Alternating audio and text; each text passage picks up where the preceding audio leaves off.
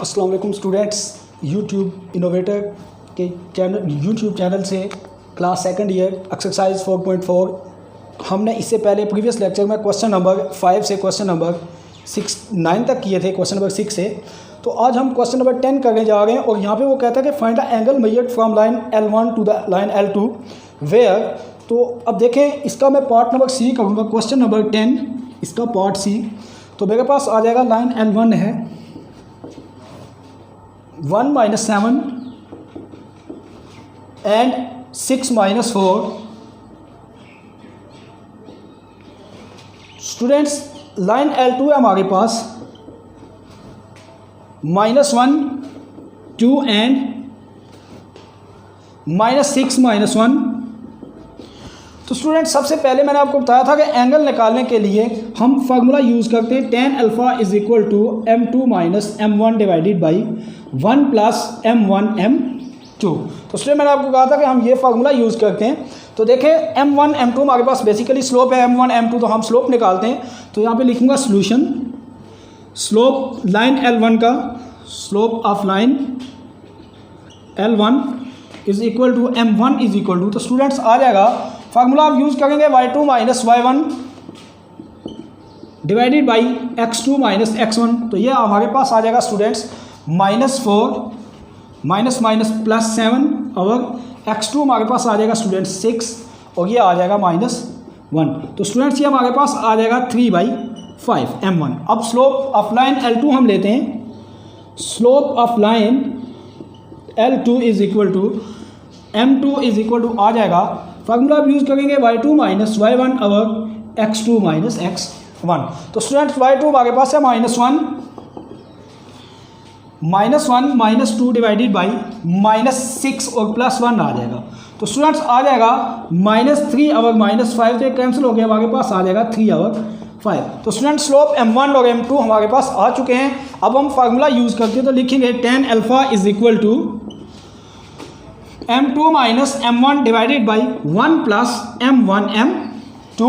तो स्टूडेंट्स, अब value put करेंगे यहाँ पे, तो आ जाएगा tan अल्फ़ा = अब देखें, m2 हमारे पास स्लोप है 3 और 5 माइनस m1 का स्लोप है हमारे पास 3 और 5 डिवाइडेड बाई 1 + 3 और 5 3 और 5 आ जाएगा। तो स्टूडेंट, 3 और 5 - 3 और 5 0 डिवाइडेड बाई 1 + 9 और 25।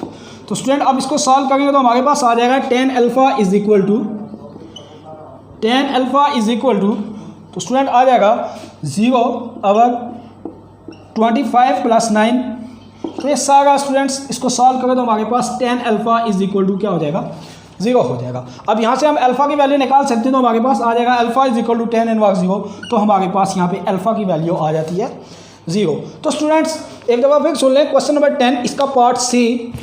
उसने हमें कहा था कि आपने क्या फाइंड करना है, find the angle measured from the line L1 to the line L2 where. तो आपके पास चीज़ें गिवन है सारी, तो हमने ये वैल्यू पुट की फार्मूले में, m2 स्लोप m1 m2 निकाला, लाइन L1 से स्लोप m1 निकाला, L2 से स्लोप m2 निकाला हमने स्टूडेंट्स। तो हमारे पास आ जाएगा, अब देखें फार्मूला यूज़ किया हमने, tan अल्फ़ा = m2 - m1 और 1 + m1 m2 हमने स्टूडेंट्स ये यूज़ किया है। तो अब देखें, हम क्वेश्चन नंबर 11 करेंगे इसका। क्वेश्चन नंबर 11 में देखें क्या कहते हैं, कहता है कि find interior angles of each triangle whose vertices. तो एक हमारे पास हमने इंटीरियर एंगल फाइंड करने हैं, ट्रायंगल है, उसके वर्कसीज हमारे पास गिवन है स्टूडेंट्स। यहाँ पे देखें, तो question number 11 find the interior angles of the triangle हमने फाइंड करने हैं। क्वेश्चन नंबर 11 देखेंगे,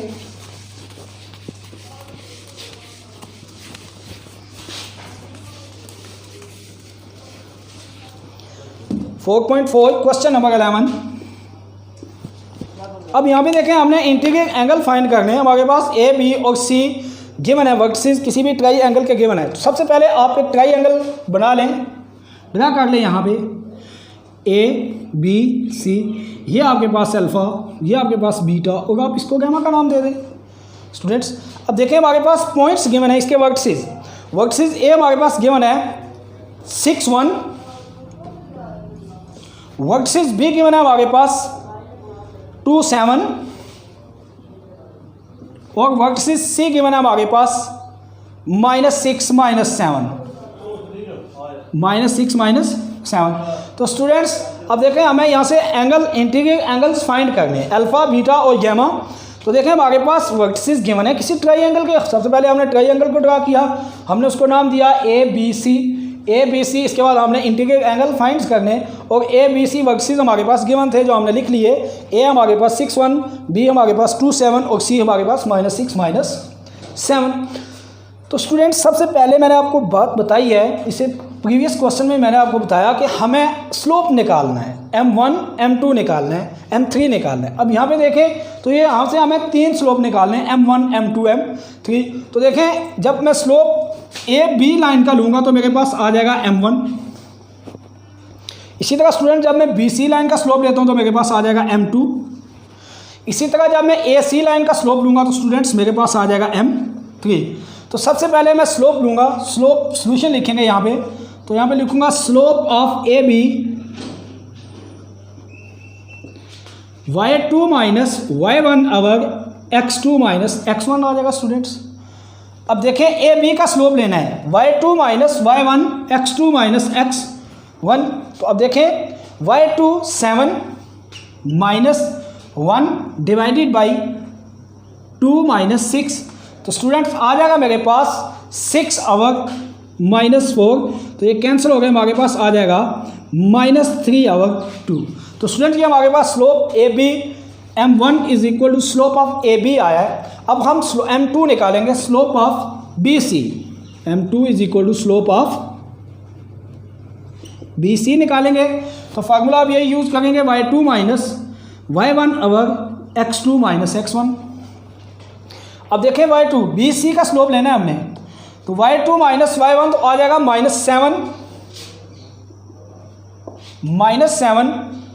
-7 डिवाइडेड बाई -6 -2।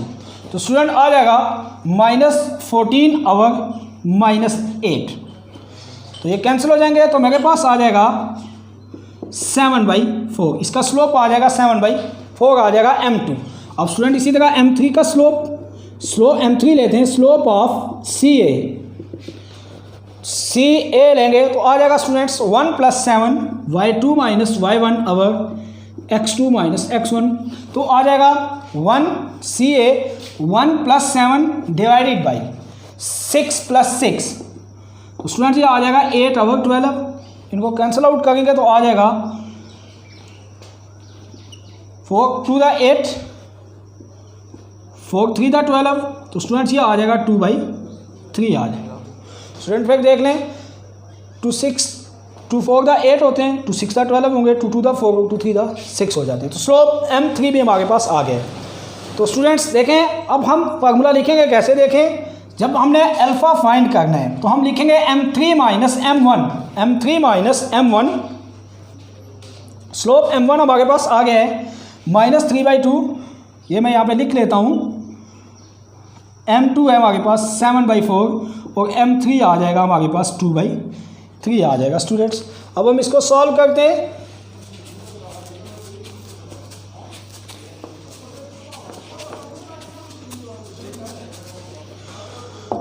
तो देखें जब स्टूडेंट हमने tan अल्फ़ा निकालना है, tan alpha is equal to, देखें मैंने आपको बताया कि m3 माइनस m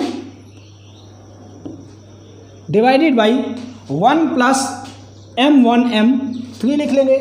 अब हम यहाँ पे लिखेंगे tan alpha is equal to, अब देखें m3 हमारे पास है 2/3 और m1 है हमारे पास -3/2। तो हो जाएगा +3/2 डिवाइडेड बाई 1 + 2/3 इंटू -3/2 आ जाएगा स्टूडेंट। तो देखें ये कैंसिल हो जाएंगे हमारे पास। तो स्टूडेंट आ जाएगा tan alpha is equal to, अब देखें 2/3 3/2 इसका एलसीएम ले लें तो आ जाएगा 6 3 2 × 4 + 2 3 3 3 × 9 डिवाइडेड बाई 1। तो 1 - 1 तो हमारे पास स्टूडेंट्स ये हो जाएगा 13/6 डिवाइडेड बाई 0। तो स्टूडेंट्स ये फॉर्म आ जाती है इनफाइनाइट। तो हमारे पास आ जाएगी tan alpha is equal to infinity, tan alpha is equal to infinity. अब देखें alpha is equal to tan inverse infinity. तो स्टूडेंट अब tan इनवर्स इन्फिनिटी कहाँ पे होता है? 90 पे। tan इनवर्स इन्फिनिटी कहाँ पे होता है? 90 पे। तो student alpha is equal to हमारे पास आ जाएगा 90 डिग्री। अब इसी तरह स्टूडेंट्स हम निकालते हैं tan बीटा। देखें जब हम tan बीटा निकालेंगे तो तब एंगल होगा m1 minus m2, m1 minus m2 divided by 1 plus m1 m2। m1 है हमारे पास स्टूडेंट्स माइनस 3/2 माइनस m2 है हमारे पास यहाँ पे 7/4 और 1 प्लस m1 आ जाएगा हमारे पास माइनस 3/2 और m2 आ जाएगा 7/4। तो स्टूडेंट हमारे पास एलसीएम लें तो आ जाता है 4 minus 6 minus 7 divided by 1 minus 21 divided by 8 आ जाएगा। तो स्टूडेंट आ जाएगा हमारे पास माइनस 13 और 4 और 8 एलसीएम आ जाएगा। तो मेरे पास आ जाएगा 8 माइनस 13, 8 माइनस 21 आ जाएगा स्टूडेंट्स होगी यहाँ पे। अब देखें तो हमारे पास आ जाएगा माइनस 13 और 4 और माइनस 13 और 8 आ जाएगा स्टूडेंट्स। तो यहाँ पे अगर देखें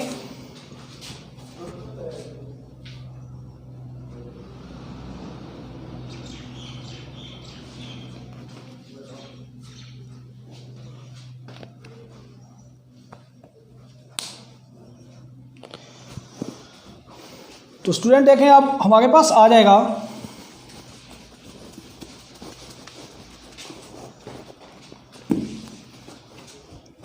tan beta is equal to minus से कैंसिल हो जाएंगे 13 से कैंसिल हो जाएगा। तो हमारे पास बचेगा tan beta is equal to 1/2।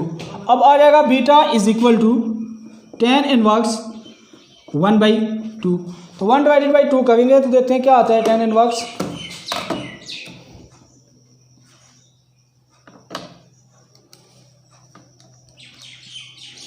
(22.5) beta is equal to 22.5 degree.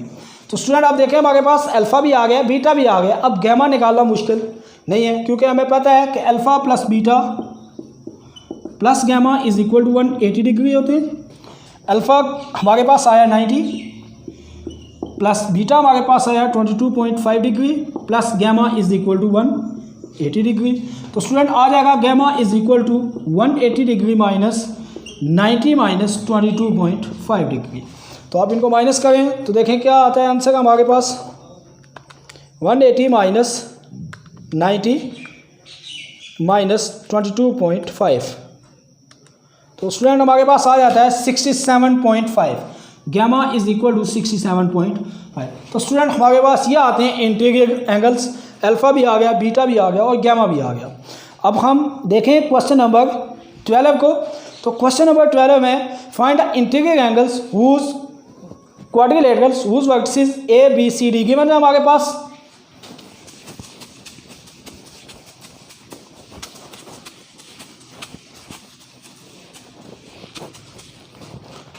Student question number 12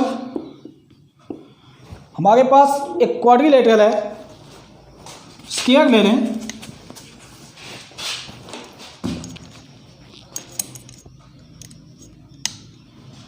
इसके पॉइंट्स ए बी सी और डी रख लें। इनके भी हमने इंटीरियर एंगल फाइंड करने। हमारे पास वर्टिसेस गिवन है ए बी सी डी। तो स्टूडेंट्स क्वाड्रिलेटरल बना के मैंने आपको दिखाई।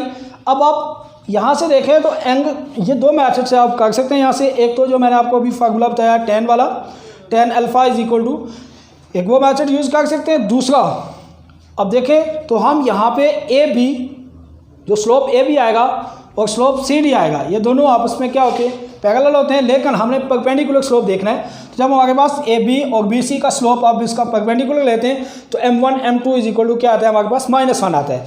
तो स्टूडेंट अब दो मेथड से इसको सॉल्व कर सकते हैं, दोनों मेथड आपको बताए हुए हैं प्रीवियस लेक्चर में। तो क्वेश्चन नंबर 12 आपने खुद करना है। अब क्वेश्चन नंबर 13 में वो कहता है कि आपने शो करना है कि A B C D vertices एक रोम्बस है।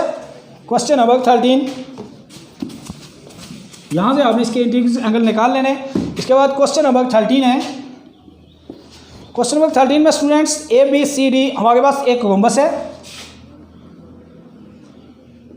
उसके वर्टिसेस गिवन है हमारे पास A B C D, A B C and D. तो स्टूडेंट अगर वर्टिसेस आपका रोम्बस तो कहता है कि आपने फाइंड क्या करना है, फाइंड इट्स इंटीरियर एंगल्स ही फाइंड करने इसके भी आपने। तो दोनों क्वेश्चन एक ही मैथड से होंगे, सेम मैथड से। तो आपने क्वेश्चन नंबर 12 और क्वेश्चन नंबर 13 आपने खुद करने। मैं आपको क्वेश्चन नंबर 14 अभी सॉल्व करवाता हूँ। तो क्वेश्चन नंबर 14 में देखेंगे तो कहता है find the area reason bounded by the triangles. तो हमें area reason bounded by triangle का फार्मूला आना चाहिए कि क्या होता है हमारे पास। वो होता है 1/2 x1 y1 x2 y2। सबसे पहले फार्मूला लिखते हैं, area reason 1/2 x1 y1 1 x2 y2 1 x3 y3 1। तो स्टूडेंट ये फार्मूला होता है इसको फाइंड करने के लिए, एरिया फाइंड करने के लिए। तो अब देखिए हमारे पास 3 लाइनें गिवन है, 7x - 10 question number 14, 7x - 10y, 7x - y -10 is equal to 0। दूसरी लाइन है हमारे पास 10x + y -41 is equal to 0। तीसरी लाइन है हमारे पास 3x + 2y, 3x + 2y + 3 is equal to 0।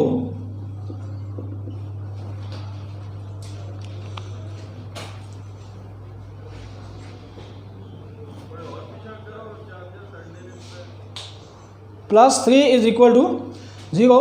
तो स्टूडेंट्स ये L1 हमारे पास लाइन हमारे पास 3 गिवन है, L1 L2 L3।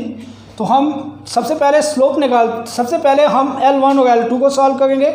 तो इनको इक्वेशन का नाम दे देते हैं, इक्वेशन 1, इक्वेशन 2, इक्वेशन 3। तो स्टूडेंट्स हम x y की वैल्यू निकाल लें तो हम एरिया रीजन बाउंड्री निकाल सकते हैं। तो सबसे पहले हम यहाँ से x और y की वैल्यू निकालते हैं, x1 y1 x2 y2 की। तो सबसे पहले मैं सॉल्व करता हूँ multiply by adding equation 1 and 2 आ जाएगा 7x - y -10 is equal to 0, 10x + y -41 is equal to 0। तो स्टूडेंट्स ये कैंसिल हो जाएंगे तो आ जाएगा 17x - 51 is equal to 0।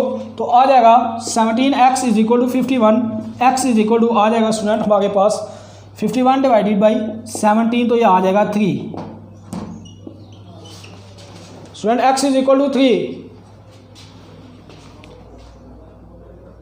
Student हमारे पास आ जाएगा x इज इक्वल टू 3। अब हम यहाँ से y की वैल्यू निकाल सकते हैं। तो y की वैल्यू निकालने के लिए हम यहाँ से x की वैल्यू इक्वेशन 1 में पुट करते हैं। Putting value in equation 1, putting value x is equal to 3 in equation 1। Equation 1 में पुट करते हैं तो हमारे पास आ जाएगा 7 × 3 -y -10 इज इक्वल टू 0। तो आ जाएगा 21 - 10 इज इक्वल टू y। 21 में से 10 निकालूंगा तो मेरे पास बच जाएंगे 11 इज इक्वल टू y। तो स्टूडेंट x और y की वैल्यू आ गई हमारे पास एक कोऑर्डिनेट x1 y1 की वैल्यू। बेसिकली ये वैल्यू किसकी आई है, x1 y1 की वैल्यू है, ये जो फार्मूला मैंने लिखा हुआ है। अब देखें ये वैल्यू मैं एक साइड पे लिख लेता हूँ। हमारे पास आ गई वैल्यू 3 and 11। अब देखें इसी तरह हम लाइन L2 और L3 को सॉल्व करते हैं।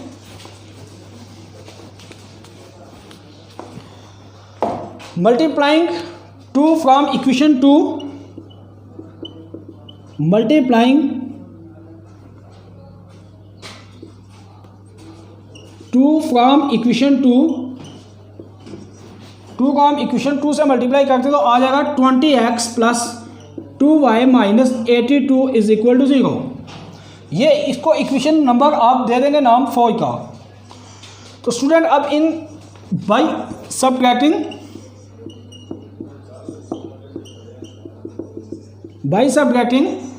3 एंड 4, इक्वेशन 3 एंड इक्वेशन 4, तो मेरे पास आ जाएगा 3x plus 2y plus 3 is equal to 0, 20x plus 2y minus 82 is equal to 0। तो स्टूडेंट साइन चेंज करेंगे तो कैंसिल हो जाएगा। तो 20 में से 13 तो माइनस 17x, 82 प्लस 3 तो कितने हो जाएंगे 85 इज इक्वल टू 0। तो स्टूडेंट हमारे पास आ जाएगा minus 17x is equal to minus 85, cancel हो जाएंगे।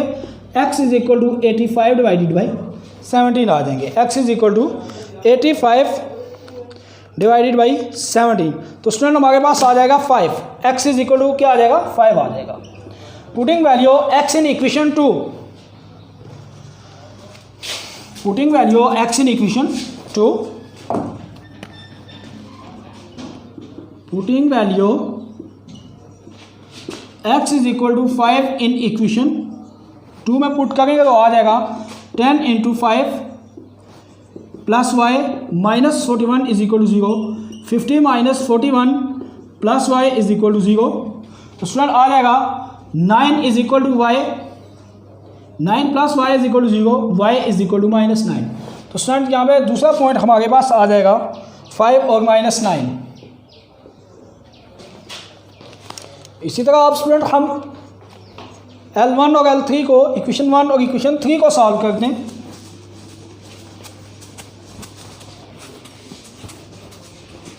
Multiplying 2 from equation 1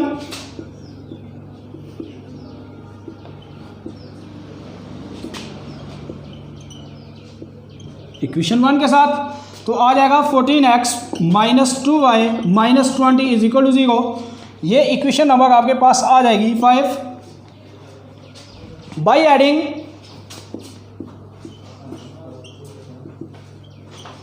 3 and 5,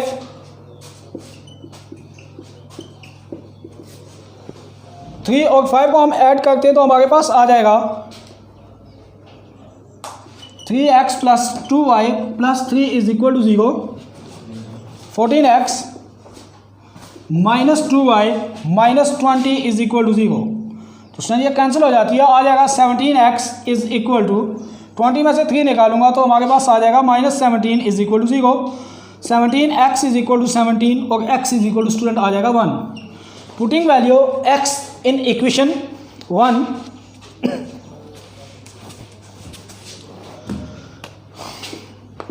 putting value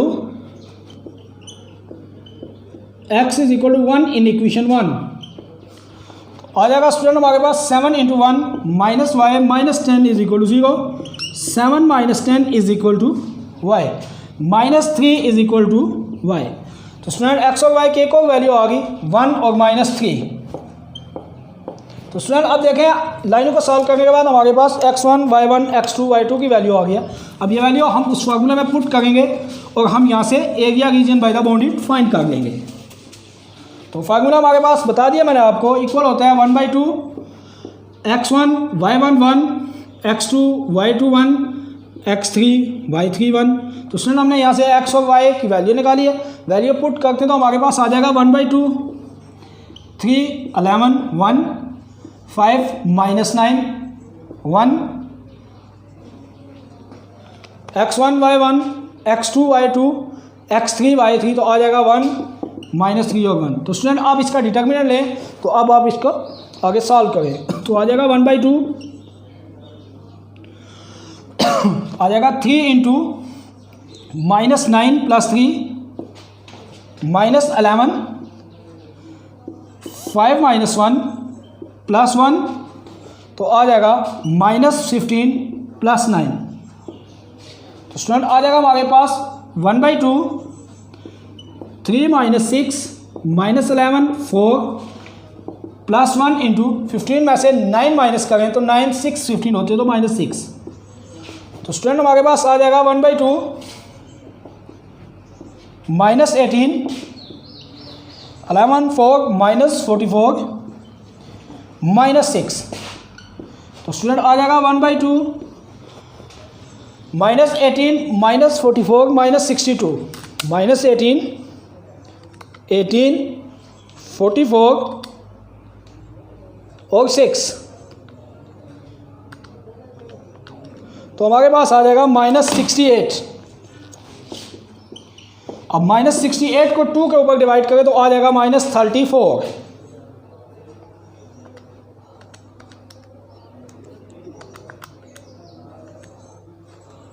तो हमारे पास आ जाएगा स्टूडेंट -34 आ जाएगा। तो स्टूडेंट क्या हमने फाइंड किया क्वेश्चन नंबर 14 से area region by the bounded हमने फाइंड किया है। स्टूडेंट क्वेश्चन एक दफ़ा फिर सुन लें।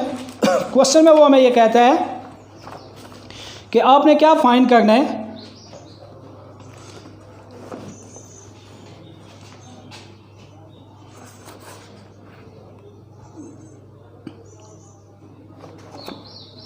स्टूडेंट अब यहाँ पे देख लें आप कि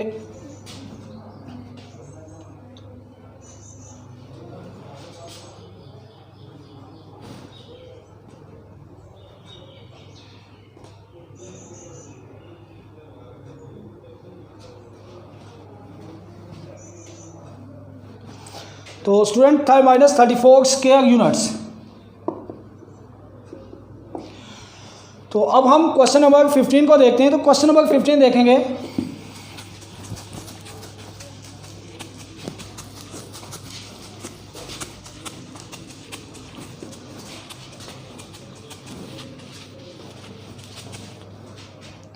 तो क्वेश्चन नंबर 15 में कहता है कि the vertices of the triangle A into -2 3 B -4 1 and C 3 5 find the center of circumcycle of the triangle। Question number 15। सो अब यहाँ पे देखेंगे तो कहता है कि आपने क्या फाइंड करना है, centre of the circumcircle of the triangle आपने फाइंड करना है। हमारे पास एक ट्राइंगल है, उसके वर्टिसेस गिवन है A B और C। स्टूडेंट्स हमारे पास A B और C एक ट्राइंगल है, इसके 3 वर्टिसेस गिवन है। पहला वर्टिसेस हमारे पास आ जाता है -2 3, दूसरा वर्टिसेस इसका आ जाएगा हमारे पास -4 1 और तीसरा वर्टिसेस हमारे पास आ जाएगा स्टूडेंट्स यहाँ से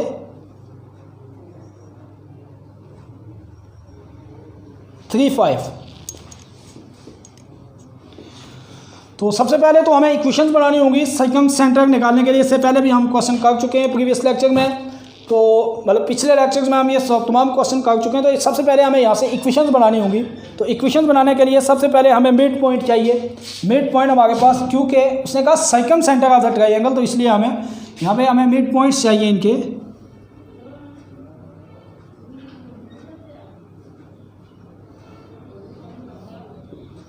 तो स्टूडेंट्स ये हमारे पास पॉइंट डी हो जाएगा, ये ई हो जाएगा और ये एफ हो जाएगा। अब देखें सबसे पहले हम डी का मिड पॉइंट निकालते हैं। Mid point of B C, solution लिखेंगे mid point of B C और वर्टिसेस किसके होंगे, डी के। तो x1 + x2 y1 + y2, तो आ जाएगा -4 + 3 over 2 1 + 5 over 2। तो स्टूडेंट आ जाएगा -1/2 और 3 आ जाएंगे। डी के मिड पॉइंट ये आ गए। अब देखें हमें मिड पॉइंट निकालने हैं ए सी के। हाँ, अगर हम 2 मिड पॉइंट भी निकालें तो हम एक्स और वाई की वैल्यू हमें चाहिए सर्कम सेंटर निकालने के लिए। तो अब देखें मिड पॉइंट आ गए। अब मिड पॉइंट्स, तो सबसे पहले हम इसकी इक्वेशंस लिखते हैं। तो अब देखें अब बी सी का स्लोप निकालेंगे। क्योंकि हमें इक्वेशन बनानी है, तो हम यहाँ पे लिखेंगे स्लोप ऑफ बी सी। वो हमारे पास आ जाएगा y2 - y1 5 - 1 4 डिवाइडेड बाई 3 + 4 7 7/4। लेकिन यहाँ पे उसने कहा हमें परपेंडिकुलर सर्कम सेंटर हमने फाइंड करना है, तो हमें पता होना चाहिए कि हमें यहाँ पे परपेंडिकुलर स्लोप लेना है। तो परपेंडिकुलर स्लोप हमारे पास यहाँ पे आ जाएगा -7/4। तो स्टूडेंट्स इक्वेशन हमारे पास होती है point slope form y minus y one is equal to m into x minus x one. तो अब वैल्यू पुट करेंगे y की, तो y माइनस वाई वन ये हमारे पास x1 y1, तो हमारे पास आ जाएगा y minus three is equal to slope minus 7/4 x plus 1/2 आ जाएगा। तो स्टूडेंट ये आ जाएगा मेरे पास 4y minus 12 is equal to minus 7x minus 7/2 आ जाएगा, माइनस 7/8 आ जाएगा। ठीक है, वो 4 मैंने उधर आगे मल्टीप्लाई कर लिया था, पहले इसको हम सॉल्व कर लेते हैं। 4 into y minus three is equal to minus 7 into x plus 1/2। तो स्टूडेंट आ जाएगा 4y minus 12 is equal to minus 7x minus 7/2। तो आ जाएगा 4y plus 7x is equal to minus 7/2 plus 12। आ जाएगा 4y plus 7x is equal to LCM ले लूँगा, माइनस 7 प्लस 1 2 2 12 24। आ जाएगा 4y plus 7x is equal to 24 में से 7 हमने माइनस करने हैं स्टूडेंट। तो हमारे पास ये मैं वहाँ पे आगे सॉल्व करता हूँ, शायद आपको यहाँ से नज़र ना आए। 4y plus 7x is equal to 24 में से हमने 7 माइनस करने हैं। 24 माइनस 7 तो मेरे पास आ जाएंगे 17। स्टूडेंट कितने आ जाएंगे 17 डिवाइडेड बाई 2 आ जाएंगे, 2 इधर जाके मल्टीप्लाई हो जाएगा, तो आ जाएगा 8y plus 14x is equal to 17। तो स्टूडेंट इक्वेशन हमारे पास आ जाएगी 14x plus 8y is equal to 17। तो स्टूडेंट हमारे पास आ जाएगा 14x plus 8y minus 17 is equal to 0। यहाँ से ये इक्वेशन 1 आई है हमारे पास। इसी तरह अब हम स्लोप निकालेंगे। पहले मिड पॉइंट निकाल लेंगे ए सी का, mid point of A C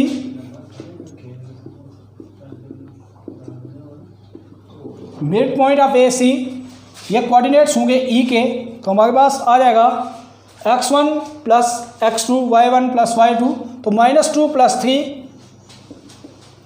1/2, 3 plus 5 8/2 हो गया, आ जाएंगे 4 आ जाएंगे। तो स्टूडेंट्स हमारे पास यहाँ पे मिड पॉइंट आ गए ए सी के 1/2 और 4। अब यहाँ से देखें ई के कोऑर्डिनेट्स आ गए और हमने अब स्लोप लेना है ए सी का, क्योंकि हमें परपेंडिकुलर स्लोप लेना है। तो हमारे पास आ जाएगा slope of A C is equal to y2 minus y1। Slope of A C C A ले लेंगे तो हमारे पास आ जाएगा y2 माइनस y1। तो स्टूडेंट्स बिल्कुल इसी तरह आप ये भी इक्वेशन निकालेंगे और फिर इन दोनों इक्वेशन को साइमल्टेनियसली सॉल्व करेंगे और जो x और y की वैल्यू आएगी वो हमारे पास यहाँ पे centre of the circumcircle of triangles होगी। तो अब हम इसका क्वेश्चन नंबर 16 देखते हैं।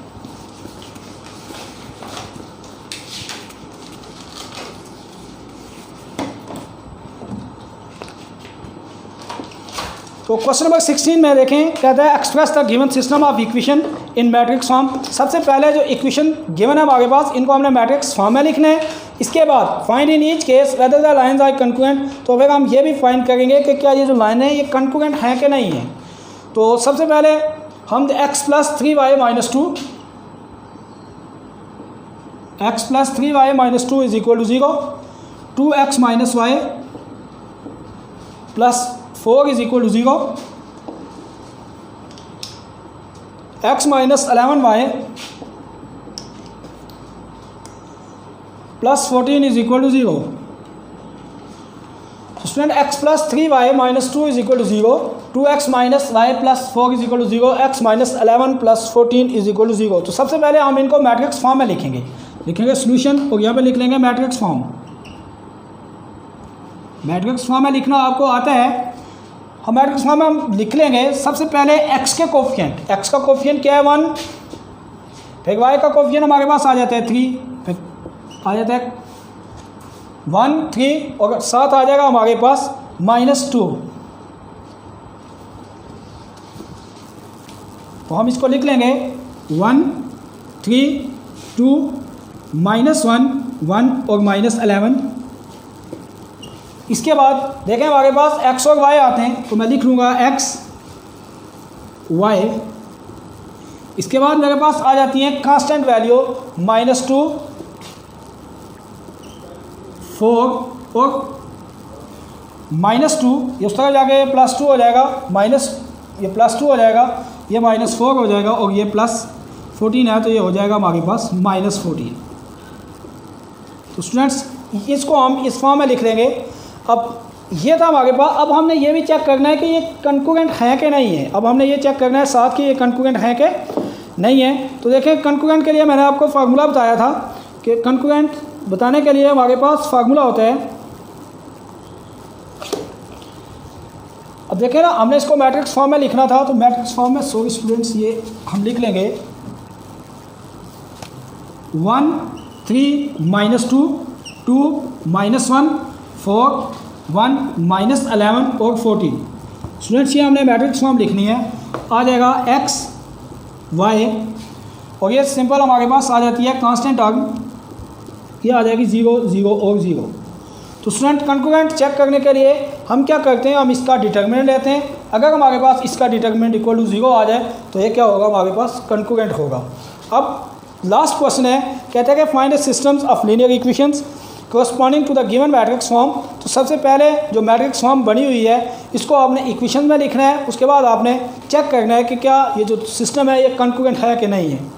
तो स्टूडेंट अब आप खुद चेक कर लीजिएगा कि ये कंकरेंट है कि नहीं है। तो question number 17,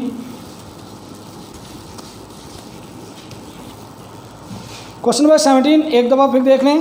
find the systems of linear equations corresponding to the given matrix form. ये हमारे पास मैट्रिक्स फॉर्म में लिखी हुई हैं और हमने इनको सबसे पहले लीनियर इक्वेशंस की फॉर्म में लिखना है और उसके बाद हमने इनको सॉल्व करना है कि बताना है कि हमारे पास कंकरेंट है कि नहीं है। तो सबसे पहले मैं इसका पार्ट लेते रहता हूँ भी, क्वेश्चन नंबर 17 इसका पार्ट बी है हमारे पास 1 1 2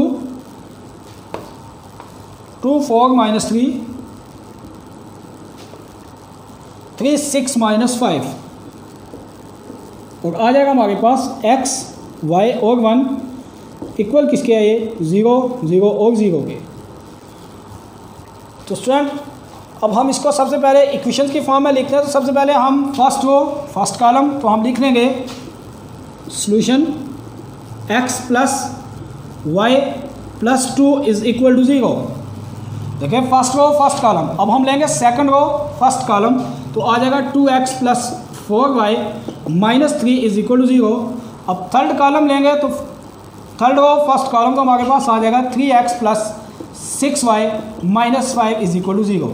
तो स्टूडेंट्स सबसे पहले मैंने क्वेश्चन नंबर 16 में बात की थी कि हमने इक्वेशंस को मैट्रिक्स फॉर्म में लिखना है। तो उसके बाद हमने कंकरेंट भी चेक कर रहे हैं, उसका डिटर्मिनेंट लेंगे तो हमारे पास उसका कंकरेंट आ जाएगा। अब इसके बाद हमने क्वेश्चन नंबर 17 में ये कहा कि हमारे पास ये इक्वेशंस की फॉर्म मैट्रिक्स की फॉर्म में लिखी हुई है, इसको हमने इक्वेशंस की फॉर्म में लिखना, वो मैंने लिख के दे दिया। अब आपने इसका कंकरेंट फाइंड करने के लिए इसका डिटर्मिनेंट ले लें तो आप कंकरेंट बता सकते हैं। तो अल्लाह हाफिज़ स्टूडेंट, ये थी हमारे पास 4.4। खुदा हाफिज़।